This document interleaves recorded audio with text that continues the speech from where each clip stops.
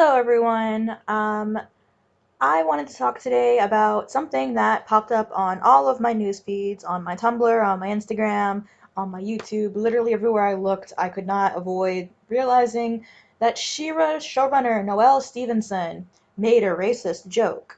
And of course, at first, I didn't really care. The show's kind of over, and I'm happy with how it ended. I really don't have any complaints, so I was kind of avoiding it for a hot minute.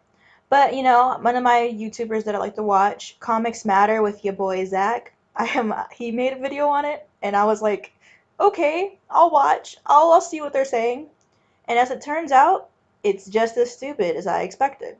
So the joke was that Bo's siblings would have names that rhyme and reflect what they do. Like Bo. Bo does the bow. He shoots the arrows.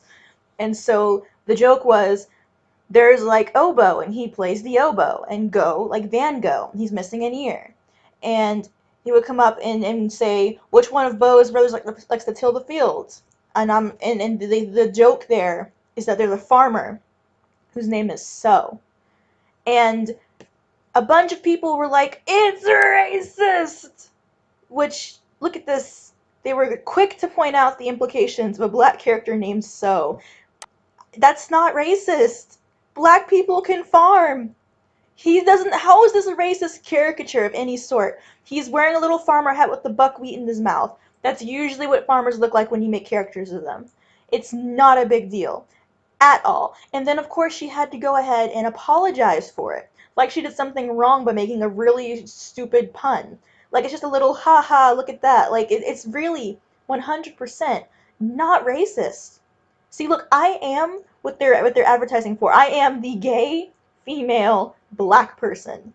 I got the diversity bingo here, and I'm just not seeing what the racism is. And they're saying that it's supposed to be implying an implicit racism, and it's not. And this makes me just so annoyed because we're trying, like, I am moderate, I think. Not entirely liberal and not at all conservative. But the idea of like social justice warriors being on Twitter and Tumblr specifically, and this idea of like all this infighting, because we're aiming for good things, right, with the protests and all this, but instead of actually doing change, we're just virtue signaling. Because that's what this is. This is a kids show that ended, and it ended gay. It ended in a way that most fans were happy with. And now that it's over, we're going to nitpick and try to find a reason to tear down the creator who made it because we just don't know how to have nice things, I guess. We don't know how to enjoy things without trying to find the flaws. And this makes a bigger problem in like the creative industries at large because if you're so scared that you're going to accidentally say something that's construed in a certain way, then you're not going to be able to be creative in a way that really makes a difference. Like this was very much a PG rated joke that had no implications, that didn't mean anything. It was just a funny little joke. And now Noelle Stevenson is in the middle of getting canceled because she had a farmer who happened to be black. Newsflash, guys, black people can be farmers too. I like to garden, I'm shit at it, but I like to garden, and that does not mean you have to connect everything to racism and slavery. Like, for example, a lot of posts have gone around about, oh, well, read black literature.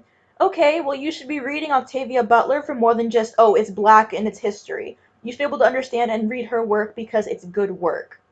If you can't separate a black character from the tragedy of being born black in America, that's just as racist as just being openly racist. It's the same issue. It's the same thing. By boxing a person in with their race in a hope, like it's you're making a mess. You're making a mess.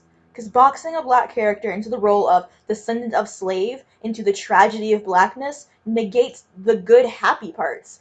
Like my black family are I have some of the greatest memories going to barbecues and having parties and joking around and doing fireworks in the back of my grandma's house. Like you don't have to make everything a tragedy.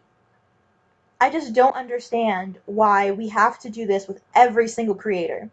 With Rebecca Sugar, I mean, I'm not saying these people aren't flawed, but you don't have to pick and search for every single flaw as if it's some kind of race to pick out, like, see who fails the hardest and the fastest.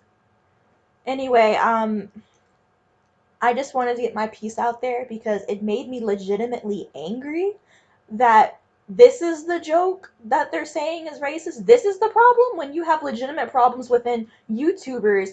I don't even get into like I'm not even into it like that. I like listening to people talk about their hobbies in very long and winded videos, so like 6 hour videos on corn. But I have heard about stuff like Jake Paul or whatever, all these other big YouTubers who have way more blatant problems. How about you go after people like that versus people like Noelle Stevenson who didn't even do anything wrong? Okay, dear viewers, this is where we part. Thank you very much for watching, and I really hope you guys like, comment, and subscribe. Thank you.